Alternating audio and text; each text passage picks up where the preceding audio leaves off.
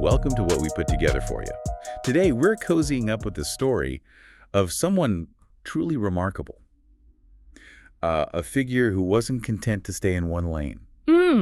We'll explore how a burning curiosity propelled this individual to leave a lasting mark on fields that might seem, well, worlds apart. And we're talking about Leonardo da Vinci, of course, born, 1452, near Vinci in Italy? Exactly. Artist, scientist, engineer. But maybe the best description is just endlessly curious, right? Someone with this insatiable need to understand everything. Absolutely. This scope is just mind-boggling. I mean, you think about his anatomical drawings. Yeah. Incredibly detailed. Right, revealing the human body's working. And then on the other hand, you've got designs for, like, flying machines or war machines. It really shows a mind that just refused any kind of box. Yeah. And his early life might have played a role in that, being born outside of marriage. Right. That affected his education, didn't it? Yeah. It seems so. Instead of the usual Latin-focused schooling, he went to what they called an abacus school.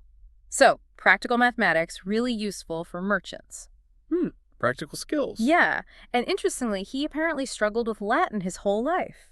And he had that unusual writing habit. Oh, the mirror script, right to left. Exactly. Backwards letters, the whole thing. Yeah. Very distinctive. And he seemed quite proud of learning through doing, through experience, rather than just, citing old books. He really was. There's that defiant quote about experience being his mistress, not relying on authors. It screams hands-on. So this unconventional path, how do you think it shaped his approach? Both pros and cons, maybe. Well, that's a great point. Lacking that formal classical training, it might have closed some doors in scholarly circles, Sure. but maybe it also pushed him to look directly at the world, to experiment, to dissect literally, rather than just accept what was written. So less theory, more observation. Kind of. And his apprenticeship with Verrocchio was absolutely key. Andrea del Verrocchio. Right, the artist. Yeah.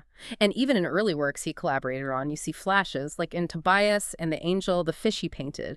It sort of gleams, and the dog is so animated. And then in the Baptism of Christ, the angel Leonardo painted, it just feels different from Verrocchio's style.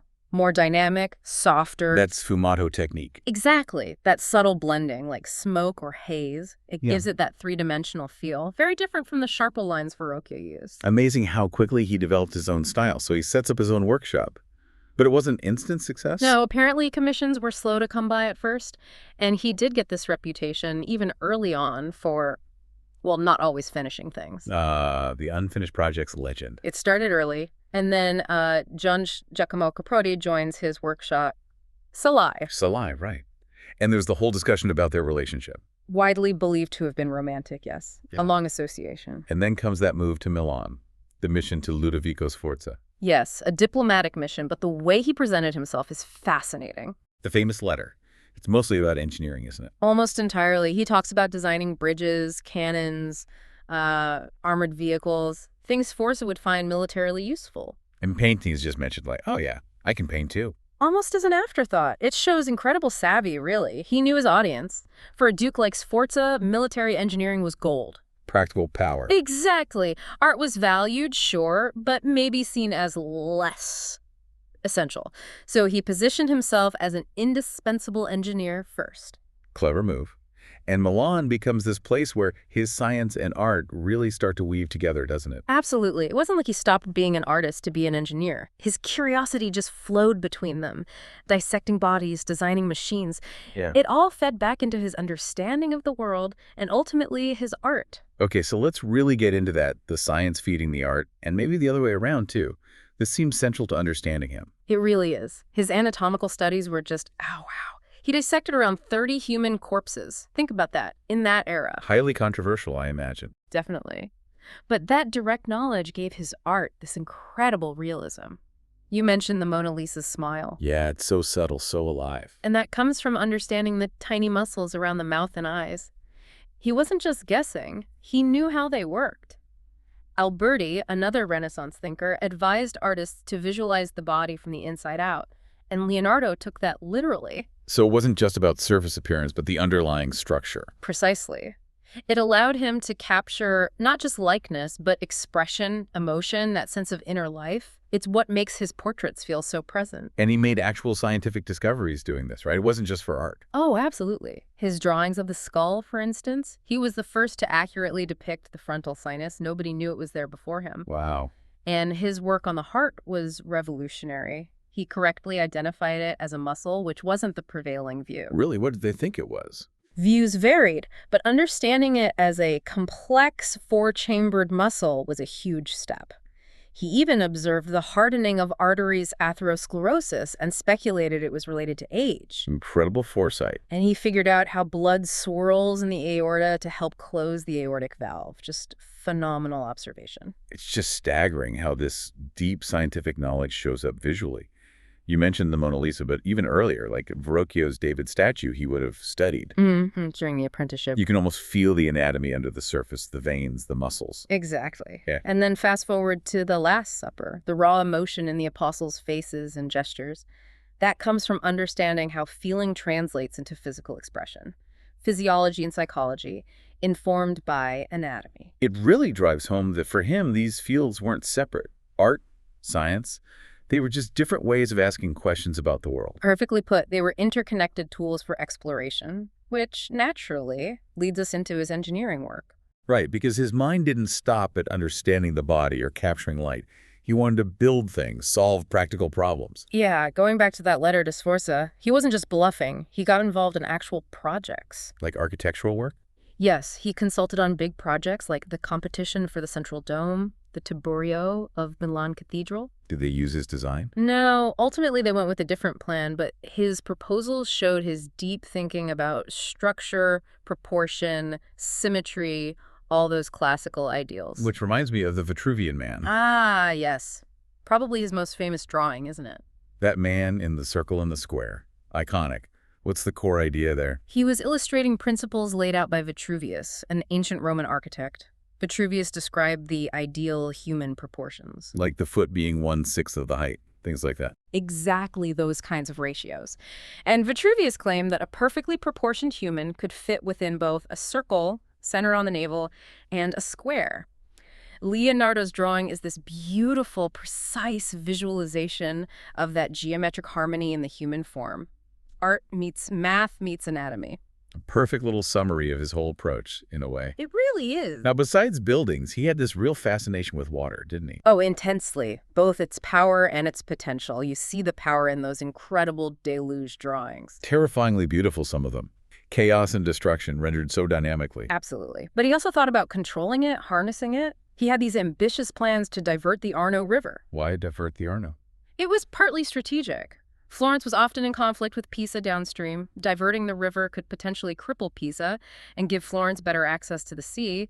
He even designed a huge earth-moving machine for the job. Did they ever try it? They started, I believe, but the project proved too difficult and expensive. But the ambition, the engineering thinking, it's pure Leonardo. And then there's flight. Maybe the most famous of his ahead-of-his-time ideas. Definitely captures the imagination. He spent years, literally years, studying birds, how they flew, how their wings worked. Sketching wing structures, air currents. Meticulous observation. And that led to concepts like the ornithopter, a machine that flies by flapping wings, like a bird. Right. And even that early helicopter design, the aerial screw. Amazing concepts. But the technology just wasn't there yet, right? Yeah. Materials, power sources. Exactly. 15th century tech couldn't build what his mind conceived, but the vision, the understanding of aerodynamics, it was groundbreaking. That relentless curiosity again, always pushing. And we shouldn't forget his map making either. No, definitely not. Especially the map he made of Imola for Cesare Borgia. What was so special about that map? Well, most maps back then were kind of artistic impressions, not very accurate geographically. Leonardo used an odometer he likely designed and a magnetic compass to take precise measurements from a central point. Ah, using instruments for accuracy. Right. He created this incredibly accurate overhead view and iconographic map. It was practical, useful for military planning. It's seen as a major step towards modern cartography. Science serving power, again. Okay, let's swing back to the art, the big masterpieces. We've touched on the Last Supper and the Mona Lisa, but let's dive a bit deeper. Good idea. The Last Supper. It's just a masterclass in composition. That use of linear perspective. Where all the lines seem to point towards Jesus. Precisely. The vanishing point is right around Jesus's forehead. It mathematically focuses your attention. It was a technique artists were exploring, but Leonardo used it with such psychological depth. And the emotion in that piece, the reactions of the apostles. It's electrifying, isn't it? each one reacting differently to the news of the betrayal, shock, anger, denial, sorrow. He captured a specific dramatic moment and froze it, filled with human feeling. That's where the anatomical and psychological understanding comes in again. And didn't he actually hammer a nail into the wall to anchor the perspective lines? Yes. There's physical evidence, a nail hole at the vanishing point, and you can still see some of the incisions he made for the perspective grid. It shows that blend of art and almost, well, engineering precision. Amazing detail. Then there was that giant bronze horse he was meant to make for Sforza. The Sforza horse. Oh, what a project. It would have been monumental. Bigger than any bronze cast in antiquity, right? By far. Yeah. He spent years studying horses, making sketches, building this enormous clay model. Apparently it was awe-inspiring. But it never got cast in bronze. No, tragically. The political situation changed, war broke out, and the tons of bronze set aside for the horse were melted down to make cannons instead.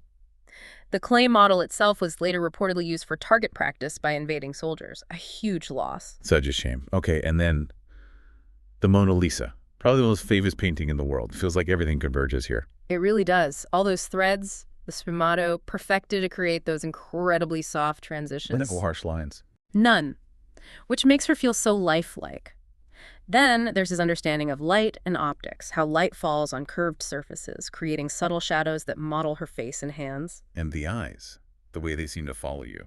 That's a combination of things, partly the lack of sharp definition, the sfumato again, and partly his mastery of perspective and shading. It creates this uncanny illusion of engagement. And the smile. The famous enigmatic smile. Yeah, it seems to change depending on how you look at it, right? If you look directly at the mouth, it seems less pronounced than if you look at her eyes and catch the smile in your peripheral vision. Why does it do that? It's about how our eyes process detail. Our central vision is good at sharp details, peripheral is better at shadows and overall shapes. Leonardo used sfumato around the mouth so subtly that it plays with our perception. It's genius-level manipulation of technique based on understanding vision. Compared to his earlier portraits, like Ginevra da Vinci. Beautiful painting, Ginevra. But it doesn't have that same layer of psychological mystery, that deep ambiguity that the Mona Lisa has. You see his growth as an observer of humanity. So even later in life, moving to France under King Francis I. Yes, the French king was a huge admirer, gave him a chateau in the Loire Valley, Clos Lucé. And he kept working, kept thinking. Absolutely. He brought paintings like the Mona Lisa with him, likely continued working on them, and his mind was still active. His fascination with water, for example, continued right to the end. Those deluge drawings again. Yes, some of the later ones date from this period, still grappling with immense natural forces. And he died there. In France. He did. May 2nd, 1519. He was 67. Probably a stroke. And his will was interesting too, wasn't it? For someone not overtly religious. Right. He made provisions for masses to be said, commended his soul to God and the Virgin Mary, maybe a conventional piety at the end, or perhaps something more personal. Hard to say for sure. Looking back then, his legacy, it's just immense. This ultimate example of bridging art and science. Completely, and largely self-taught in so many areas, driven by that relentless curiosity, that need to see and understand for himself. It's awe-inspiring, really.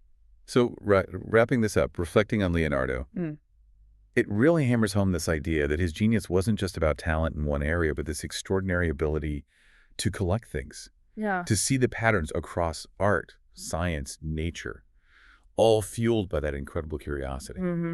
And that maybe leaves a question for you listening. Think about your own world, your own interests. Are there areas of knowledge, maybe skills you have, that seem totally separate? Yeah. What might happen if you tried to connect them? What unexpected ideas or, innovations might spark just from looking at them side by side? It's a fascinating thought. Really makes you consider how just cultivating that Leonardo-like curiosity, that habit of really observing, how that could open up new ways of understanding, maybe even creating in your own life. Definitely something to mull over.